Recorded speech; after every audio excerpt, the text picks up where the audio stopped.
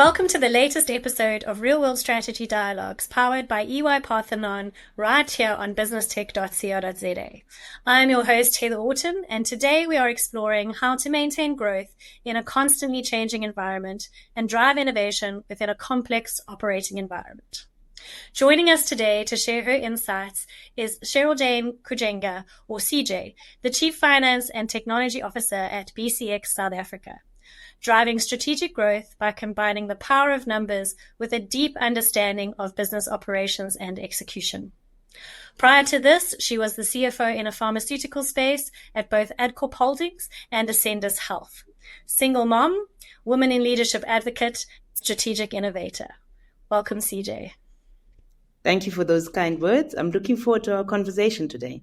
So, local and global economic conditions, specifically the impacts of elections and strained economies, have challenged the ability for many organizations to invest in growth. The focus on cost optimization means that businesses are reevaluating their budgets and prioritizing investment that promises both immediate efficiencies and long-term strategic value. In times of slow economic growth and periods of uncertainty, organizations often tighten their budgets for initiatives with uncertain outcomes. When you never know what is going to happen next, how do you look at the world ahead and think about what is to come? Sure. Yeah, that's a real challenge that we have in our business, and I assume many other businesses. As a business, we find ourselves at a very interesting crossroads. On the one hand, the need to optimize our cost base is absolutely critical and fundamental to our sustainability. But at the same time, with evolving trends from a technology perspective, as well as the current macro challenges, it calls on us as an organization not to stand still. We have to continuously innovate and make sure that we remain relevant, not just for our people, our stakeholders, but also for our customers. What I find is an approach that works for us and that I believe works in many other organizations as well, is to really take a step back and think about, first of all, fostering a culture of innovation. How do you make sure that every single person in the business appreciates the direction that you're trying to go towards and is enabled to make a difference in their area of influence? Our HR team have a saying that I've taken to heart. How do you make sure that Andy in the organization knows what is required? And Andy is a proxy for the lowest level person in the organization. How do you make sure that bottom up, everyone is thinking about, well, in my scope, how do I make a change? How do I innovate? I do think that there are two other lenses that we need to think about. First of all, there are trade-offs. So you've got to continuously think about what your trade-offs are. And my guidance to the team is twofold. One is, what can you self-fund? What can you stop or pause doing so that you can create capacity, focus, resource allocation in the right areas? And this tends to be the hardest part, right? Because we're used to doing the things we're doing. In organizations, we say, look, we've always done it this way, or there's no time to actually stop. We've got to churn out information and deliverables constantly. But you actually can't afford not to stop and really challenge yourselves as a team to say, what are we going to stop and pause so that we create a deficit or a self-funding deficit that allows us to focus and redirect efforts? That's the first thing. The second is, and I'm bringing my CFO hat into this, is very intentional capital allocation. If you want to tell what an organization's strategy is, it's where it invests its money and its best people. And so that intentionality about saying we can't starve the existing business of oxygen, but we've got to innovate. And how do we make sure that we are signaling clearly within the organization as well as externally about where we continue to innovate and where we want to invest, by making sure that we're enabling those teams adequately, right people, right roles, as well as making sure that they are adequately funded. Absolutely critical.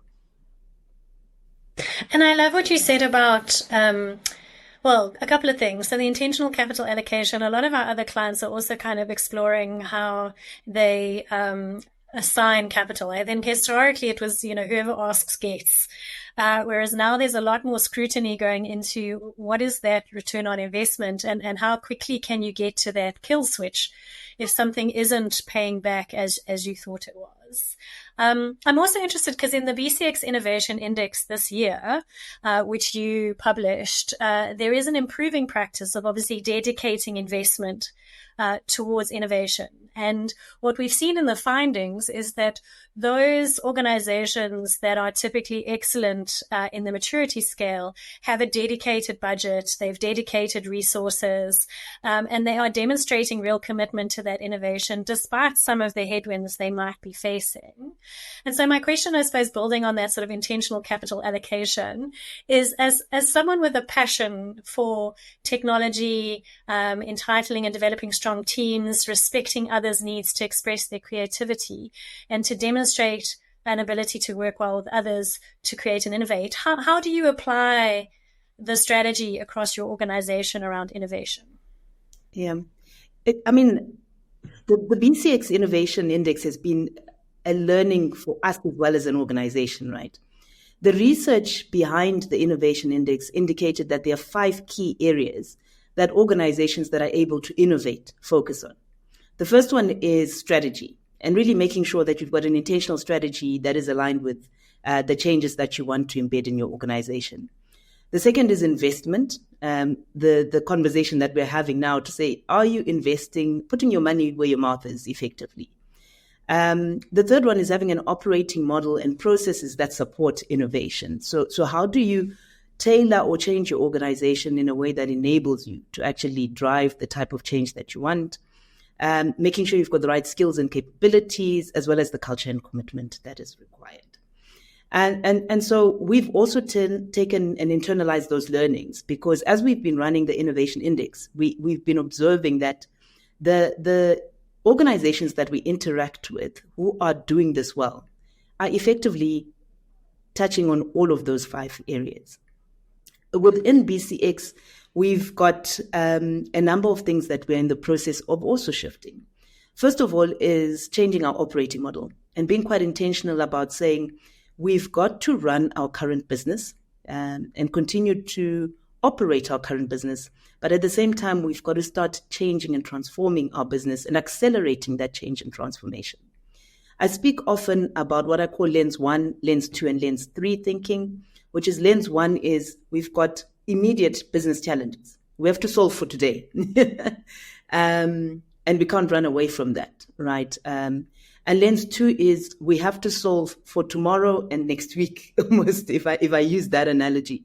The real challenge comes about with lens 3 type thinking, because in a lot of instances, what you find is where you are needing to innovate or really shift the dynamic in your organization, it's a longer term process that you don't necessarily see the results of immediately. You almost see it when you look backwards. And so how do you hold the space for the organization to do both lens 1 and lens 2 effectively, whilst planting the seed and creating the culture that enables lens 3? And more importantly, keeping your stakeholders engaged through the process. And we've seen some really great examples as part of the Innovation Index about organizations that are doing this particularly well. And even if I step out of the Innovation Index and just look around South African organizations, there are some areas where you really look and you say, when I take a step back, this took 3-4 years to come to fruition. But these organizations have been quite intentional about shifting the way that they run their businesses. I suppose this, for me, it begs the question around competitive landscape as well, because, you're trying to grow your business in a new and interesting way that is interesting to your customers, but your competitors are trying to do the same thing. So how do you see that, through the lens of your competitors? Yeah. So, and Heather, the competitors is an interesting word, especially for us in technology, right? What you're finding is over the past decade is organizations are investing in their technology teams. So in some cases, you'll find that we've got clients that have got bigger data science teams than we have, or more investment in technology than we provide. And so it becomes more imperative on us to really be a true learning organization and to marry the strengths that we bring with where our customers and our clients find themselves. So really spending time with our clients, understanding what business problems they're trying to solve, and then spending time internally and saying, well, how do we navigate this with our current existing capabilities, but also start to learn both from what other similar companies are doing, but also from our customers and what they're doing, to be able to come and become more relevant. And hopefully we like to think that the combination of those two things allows us to be a more effective partner from a technology perspective when we engage with our customers as well. And again, it's really interesting for me because, 2 years ago we were talking about convergence, and there's a lot of convergence of organizations. But actually what we're finding is it's that hyper personalization and that customer focus, which is really differentiating organizations. And again, you've talked through the kind of strategic pillars, that sit within that sort of innovation mindset. But I wonder, what are some of the strategic imperatives across BCX that you think need to be applied in order to make your strategy successful? Yeah, and you talk about hyper-personalization, and I just want to touch on that and then talk about our strategic imperatives. Like when you sit in a consumer space, so when you sit with the retailers, with your financial services organizations, they truly get it, right? Because they've lived this hyper-personalization journey.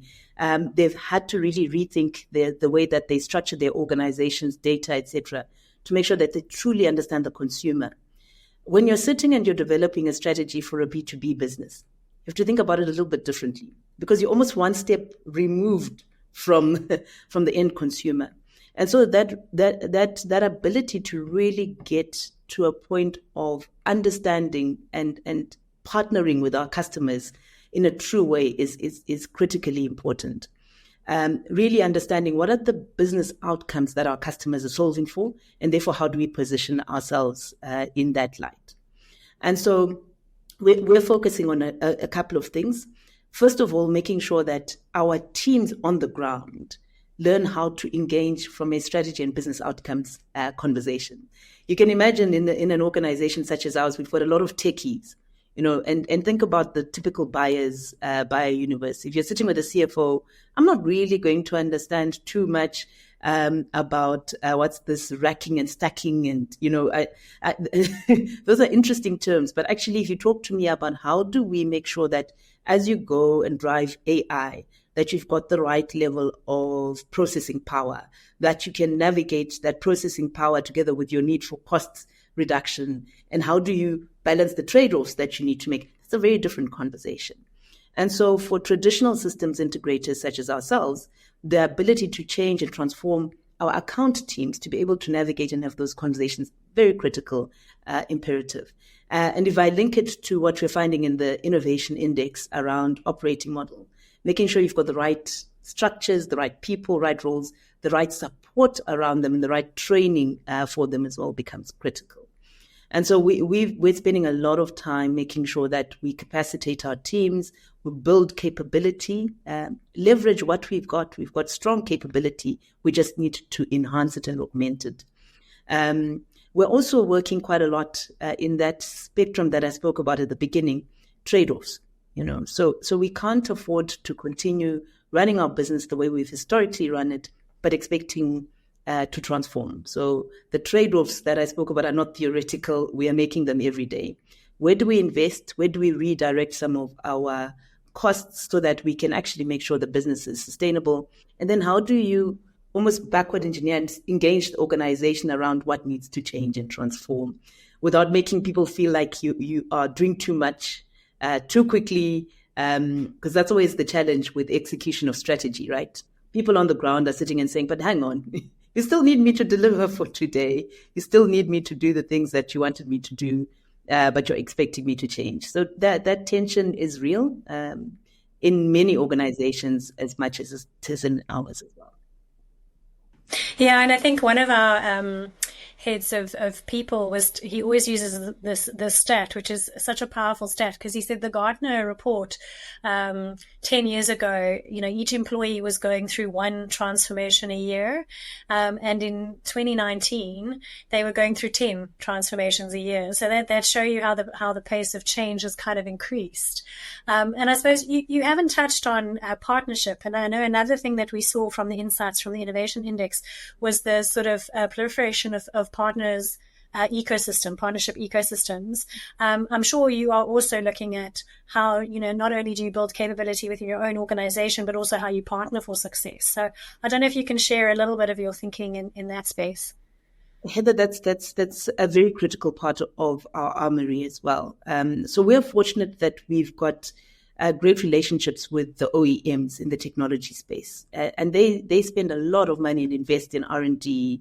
They're at the cutting edge of technology, and so we leverage our partnerships with them in order to understand where we need to navigate, how we take certain solutions to clients, and how we partner with them in a real way.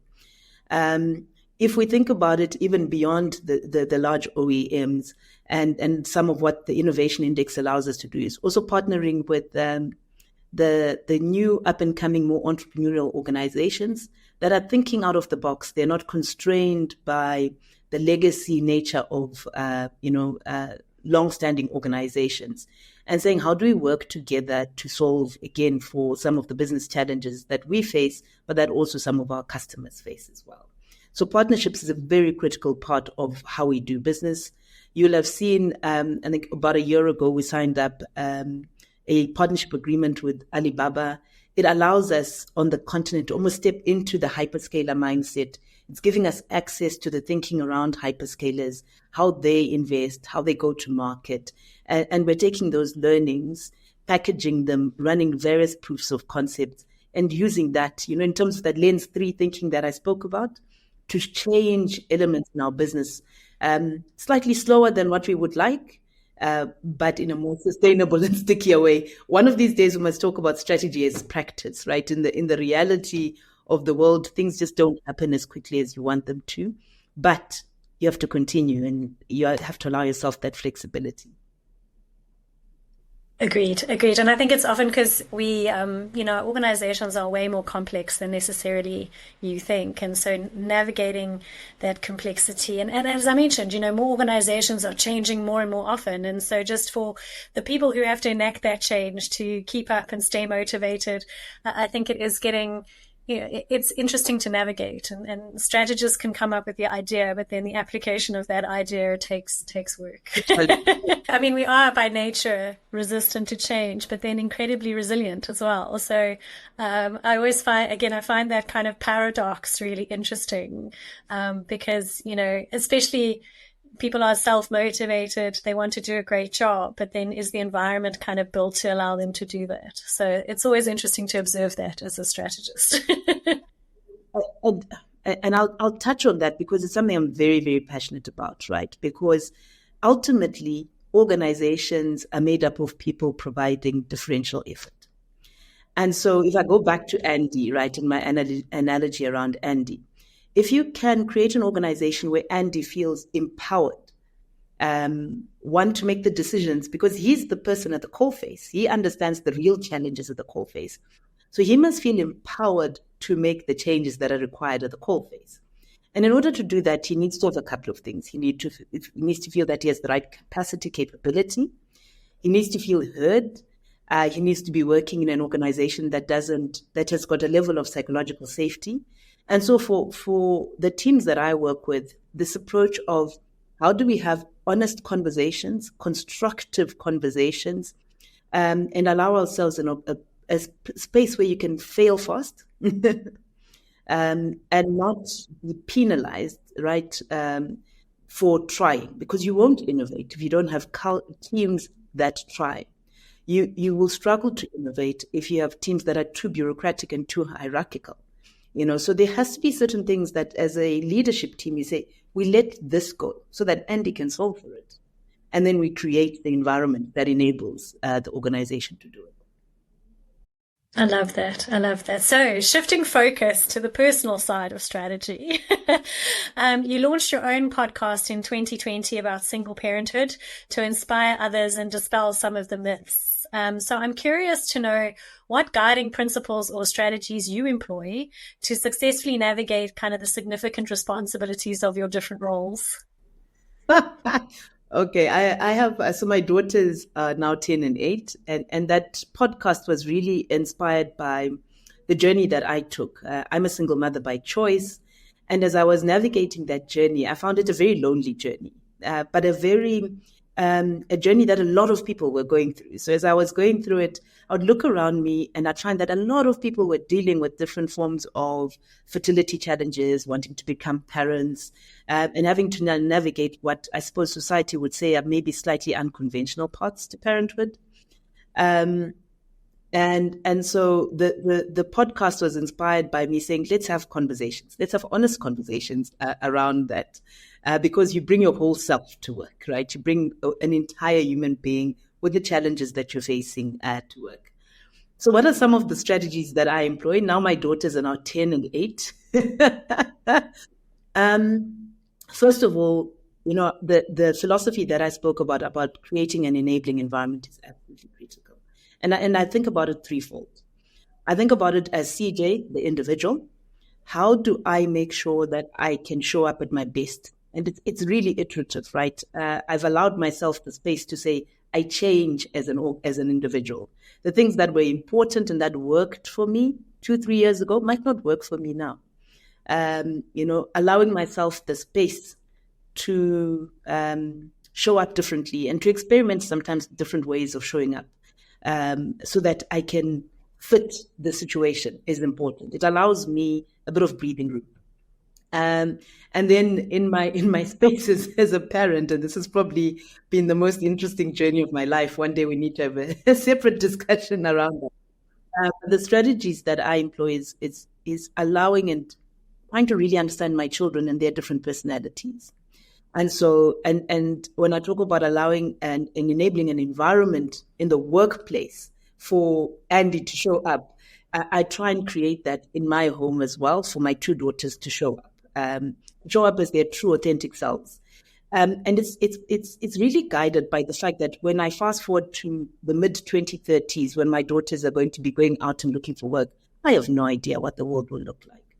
But what I want is for them to be able to understand their strengths, to have a curious mindset, to have a learning mindset and a growth mindset that allows them to come into the world, whatever shape or form the world provides, and contribute meaningfully to it. And so that's a very significant part of my armory as well. Okay, perfect. No, that's amazing. And I do think that kids give you a completely different perspective. I always say if you want to learn negotiation skills, negotiate with a 4-year-old.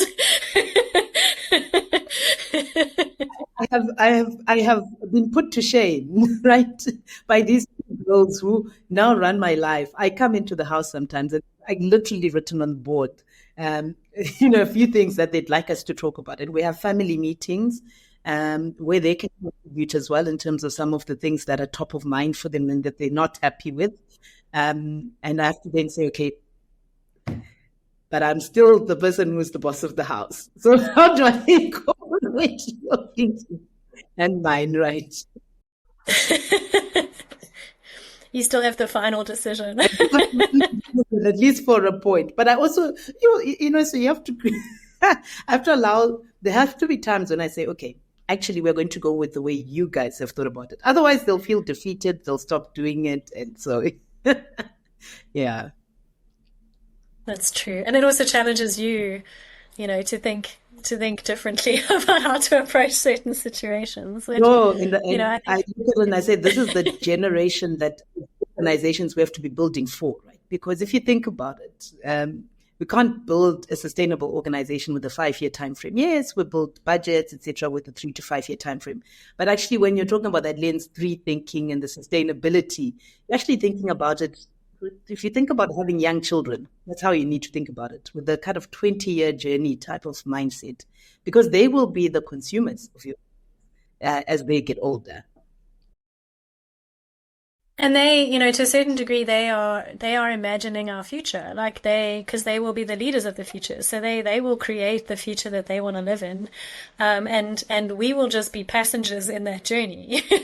I mean, if you look at the way that consumer demand and the rise of sustainability, that's because of our youth, and them, caring about it a lot more than potentially. I mean, I've always cared about it, but caring about it more than potentially the demographic that I grew up in. So I do think that they are going to be the leaders of the future, and they will create that world. So we need to listen to them where it makes sense. And learn from them. And sometimes it's hard, but we do. Agreed, agreed. Well, thank you so much. I mean, this concludes our captivating conversation with you. And thank you so much for sharing your expertise and your insights with us today here on the Real World Strategy Dialogues. From both of us, we hope that we've given you something to think about. And until next time, stay curious and keep asking better questions. Thank you, Heather.